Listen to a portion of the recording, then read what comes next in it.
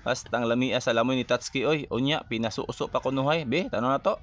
So may buntag ka na to mga tats no. Kung gabi ini maabot sa inyo, may gabi Kung kadlawon maabot sa inyo, o di may kadlawon sa inyo ang tanan dira. So naata karon sa gulayan mga tats kay mamalita og talong no kay nga naman lami kaayo iprito or ikilaw aning talong ani og isa pa mga tats nabalitaan nako nga nagbaraton ang talong tag 20 na lang daw ang kilo. Uy, mura po din isda nga ni bagsak. O di mas maayo hinuon mga tats kay maka-save ta pero makuha pod tag mantika dira kay unsa mato iprito dito kung wala tay mantika. Og dili na lang ko mamalit og mga lamas mga tats kay daghan kog mga lamas sa balay no kay to niaging adlaw magod na malingki ko. Unya kay ato naman ang nabitbit ato na lang ni ibaktas mga tats gikan dira sa palengke padulong sa ato ang panimalay. Tan-awa ninyo. O naabot na ta.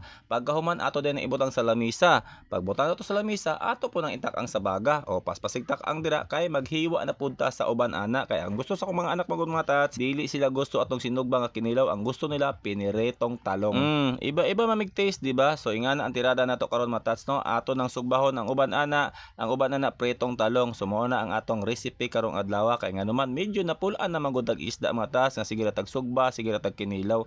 So talong na pod ang atong sugbahon karon. Unya kay nahuman naman nagsugba ato na po nang panitan pero bago na to na panitan unahon sa nato ning lamas og hiwa-hiwa kay maora ni ang kalamasan sa atong kinabuhi mga tats bombay, limon, kamatis ug unsa pa nang naa dia basta kay maora nang lamas niya. Pagkahuman na tog panit syempre ibutan to tog plato kay nga naman ato pa man nang hiwa-hiwaon o di ba? Ato jud ang dugmok-dugmokon og pagkahuman na tog hiwa-hiwa tamak-tamakan na tog tinidor o di ba? Ingana ang proseso mga tats. Sa panahon karon nga pigado mga tats kinahanglan po nato mag-budget no sama nang talong mga tats. Total lami man pod pagkaluto og isa pa dili man pod arte ako mga anak no. Mukaon jud na sila gulay kaso lang pinili pod lagay kung unsa pod ilang gusto. Mga tats, butangan tog ginamos.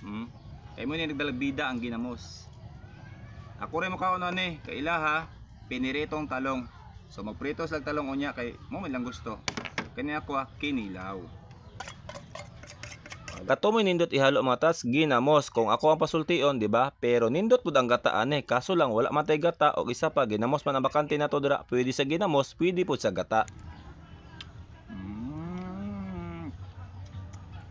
Unya kay okay naman to magprito na po tag talong so itak na to ng kaha siyempre isunod na to ng mantika og talong og di magdugay mata sa tanto na tong tinak ang dra o unsa pa matong dugayon oy tapos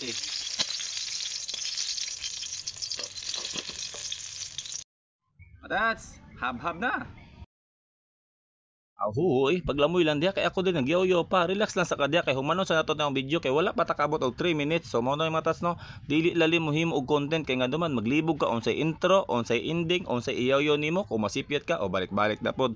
So ingana ang maghimo og content diri kana mga bag-ong nagsugod diya. So wayin ninyo para mabalaan niyo kung unsa kalisod kay ni sulod naman jud mo. Siyempre bisag way lami, moingon jud ta, pagkalami para mahalin ang atong video mga tats ingana maghimo og content.